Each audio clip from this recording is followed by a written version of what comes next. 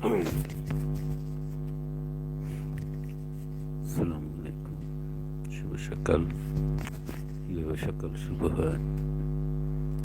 বেশ কয়েকদিন ধরে, আসলে কয়েক মাস ধরে ইসকন খুব মানে তোড়জোড় করতেছে। যদি ইসকনের আলাপ এই ডামি নির্বাচনের পূর্বের থেকে আমাদের বড় ভাইয়েরা বেশ বলছে, কানে লাগায়নি।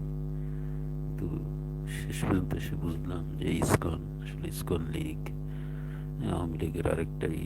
যখন আওয়ামী লীগ কোনো কিছু দিয়ে পারবে না, তখন এই সাম্প্রদায়িক উস্কানি বা ভারতের সেন্সিটিভ পয়েন্ট বা ভারতের উইকনেস, যে ইসকন এবং হিন্দু সবাইকে নিয়ে, সেটা ভারতের কি বলে সাপোর্ট পাওয়ার জন্যই এইটা করছে। আর ওরা এত হারামির হারামি যে শেষে যে ঘটনা করলো, শহীদ শহীদ মোহাম্মদ সাইফুল ইসলাম আলিফ রহমতুল্লাহ আলাই, একজন অ্যাডভোকেট, আইনজীবী, সৎ মানুষ, খুব সুন্দর হাসি খুশি মানুষ। দেখি এখানে কয়েকটা ভিডিও দেখাবো। হতো মজার একটা বিষয় দেখলাম, উনি আমাদের মতো মতাদর্শেরই ছিল মানুষ। যত কথাই এই যে বলতেছে যে নাকি ইসকনের হয়ে অ্যাডভোকেসি করছে, ইটস টোটালি রং। কারণ ওনার পোস্ট আমাদের ইলিয়াস হোসেন ভাই একটা পোস্ট শেয়ার করছে বেশ আগে, অক্টোবর মাসে একটা পোস্ট। ইলিয়াস হোসেন ভাইয়ের উনি ভিডিও দেখে, পিনাকি তাদেরও নিশ্চয়ই দেখে, কনক সরার ভাই, আরো যারা ভাইয়েরা আছেন সকলের ভিডিও উনি দেখে। উনি ছাত্র জনতার মতের লোক। তো এই যে পুলিশ সরাচ্ছে, এবং সবচেয়ে বড় কথা লীগ, আওয়ামী লীগ এদেরকে দিচ্ছে, এবং এই অ্যাক্সিডেন্টটা ঘটাইছে খুব পরিকল্পনা করে। হিন্দু দিয়ে করলে কিন্তু বিরাট একটা হয়ে যেত। ওরা মুসলমান লীগ দিয়া, হিন্দু লীগ বাদ দিয়া মুসলিম, বাংলাদেশের মুসলিম মানে গুরুখা মুসলমান নামে লীগ, যারা পদবি নিয়ে সব জায়গায় মানে ওদের লাগে, সেই গুরুখা লীগ, মুসলিম লীগ দিয়ে এই হত্যাকাণ্ডটা ঘটেছে। কিছু হিন্দুও থাকতে পারে, তদন্তে নিশ্চয়ই বের হয়ে আসবে। তো শহীদ গোসলে লাগে না, শহীদদের আমরা জানি গোসলে মানে জানাজা গোসল লাগে না, কারণ ওদের গোসল ফেরেশতারা করায়, ওই অবস্থায় ওদের দাফন, এবং তারা অক্ষত থাকে। সৌদি আরবে রিসেন্টলি কিছু শহীদদের, ইসলামের শহীদদের মরদেহ বা তাদের দেহ উদ্ধার করা হয়েছে। শহীদদের দেহ, মরদেহ বলে ভুল হবে, পবিত্র দেহ উদ্ধার করেছে অক্ষত। সেই 1200-1300 বছর আগে যে যুদ্ধগুলো হয়েছে, বা রাসূলুল্লাহ যেমন যে যুদ্ধ হয়েছে, হানজালা রাদিয়াল্লাহু, যিনি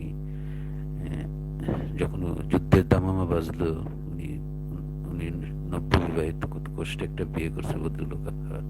সাহাবী হানজালা রাদিয়াল্লাহুর কথা মনে পড়ে, সাইফুল ভাইয়ের ঘটনাটা। আসলে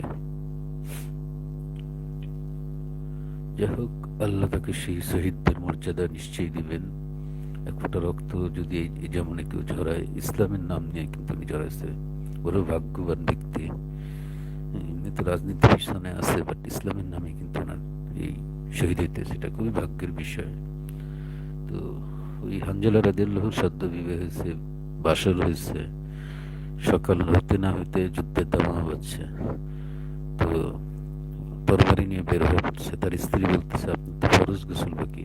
আরে রাখো আমার ফরজ গোসল, আমার দিন মিটে যাচ্ছে, ইসলাম মিটে যাচ্ছে, আমি ফরজ গোসল দিয়ে কি করবো? তো বন্ধুরা, হাসিনা সরকারের আমলে এইসব ঘটনা যদি ঘটতো, মানা যেত যে যাক হাসিনা এগুলো করায়, সেখানে মুসলমানরা, মুসলমান নাম, টুপিদারির নাম আমিও ফেস করছি, কত কটু দৃষ্টিতে দেখা হতো, কত অসহযোগ করা হতো কাজে কর্মে, হাটে বাজারে, ঘরে বাইরে। তো আজও তো শহীদদের রক্তের বিনিময়ে একটা বিপ্লবী বিপ্লবী দেশ হয়েছে, সরকার না হোক, দেশটা বিপ্লবী হয়েছে, স্বাধীনভাবে তার মত প্রকাশ করতেছে, স্বাধীনভাবে কাজ করতেছে। আজ তারিখ তোদের কি বলবো, মুনাফিকদের জাহান্নাম, জাহান্নামে যত জাহান্নাম আছে তার মধ্যে সর্বনিম্ন স্তরে হলো মুনাফিকের জাহান্নাম। ভয়ঙ্কর শাস্তি সেটা।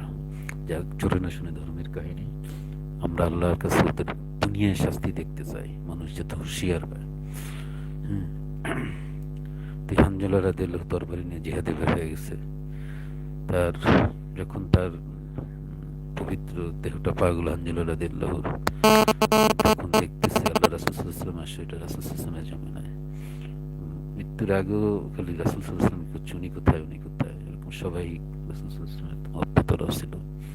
তো রাসূল সাল্লাল্লাহু আলাইহি ওয়াসাল্লাম দেখতেছে হানজালা রাদিয়াল্লাহুর লাশ কিছুক্ষণ অদৃশ্য ছিল, মানুষ গেল কোথায় লাশ, এই নাই নাইনে রাখলাম, মানে যুদ্ধের একটা অবস্থা বুঝেনি, এক একজনের লাশ এক একজন চুপচাপ করে রাখে বা এক জায়গায় ফেলে রাখে এরকম।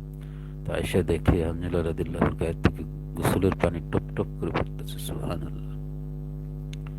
সেই থেকে আল্লাহ রাসূল দিল শহীদদের গোসলের দরকার নাই, শহীদদের গোসল ফেরেশতারা করায়।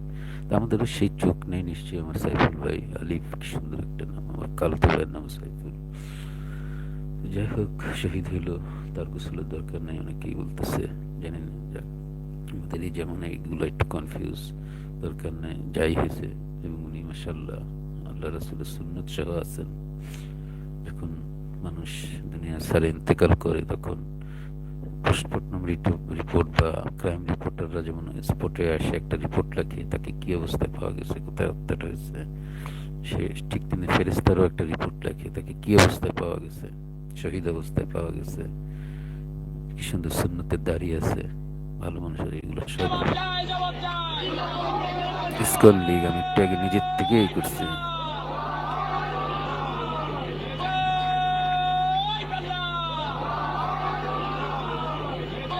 দেখেন, মানে আওয়ামী লীগের এটা হলো শেষ ট্রাম্প কার্ড। আমি ভাবছিলাম যে তাবলিগ জামাতের ঈদে করবে, এটা দিয়ে ফল পায় নাই, এটা পাত্তাই দেয় নাই, তারা অনেক উচ্চ কিনে তারা পাত্তা দেয় নাই, কিন্তু এখন হিন্দু মুসলিম দাঙ্গার একটা পায়তারা চলতেছে।